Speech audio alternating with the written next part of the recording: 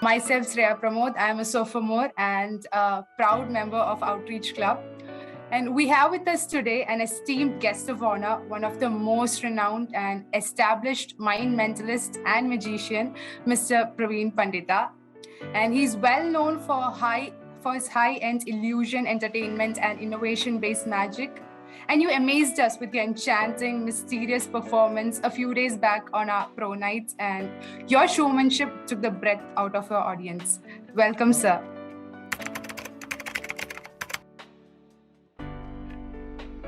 So it's a great opportunity for students and as well as art enthusiasts who want to promote their work and who want to be seen.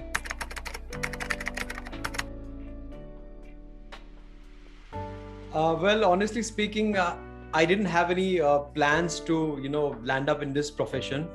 I was doing a lot of jobs, at that time. So there was one functional, like some cultural program happening. And my IT manager told me that we are, promoting the talent. If anybody is good at singing, dancing. So I gave my name for the performance and I prepared an act. If I can impress a CEO of a company, so why don't I give a shot? Why don't I try it for the general audiences? Why don't I, start practicing it more and enhance it more? Sort of got disconnected with the outer world and started reading this art form, started practicing this art form for at least 6-7 months. The first magic trick that I learned was that trick only, which I saw in my childhood, vanishing those 6 grains of rice.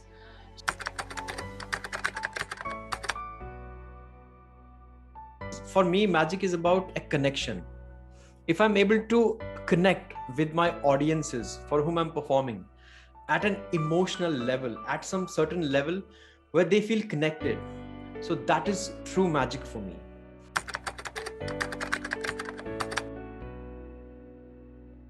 The first time I got to perform outside India was in 2012 at Ripley's Museum in London. So that was an incredible experience. And the best part was the audiences loved it, which were not Indians there. That gave me a confidence, a belief, yes, this art is global. Whatever inspires audiences, whatever baffles audiences, that ultimately becomes my favorite magic trick.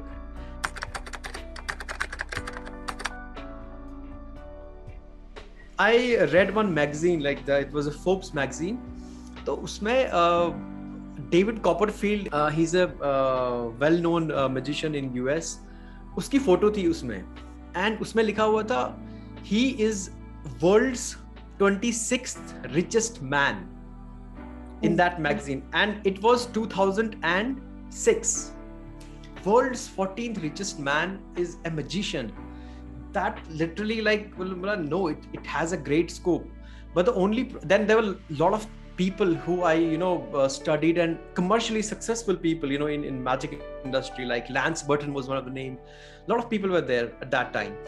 So I thought what they're doing in US, nobody's doing here in India at that time, because their tricks were very polished, very new, entertaining, inspiring.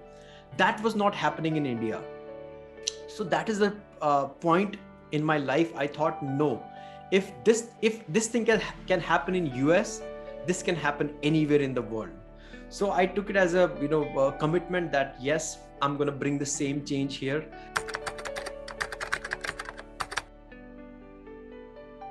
So I was doing this 10 city India tour, wherein I started my show in Pune, and my next show was supposed to happen in Mumbai, NPCIL.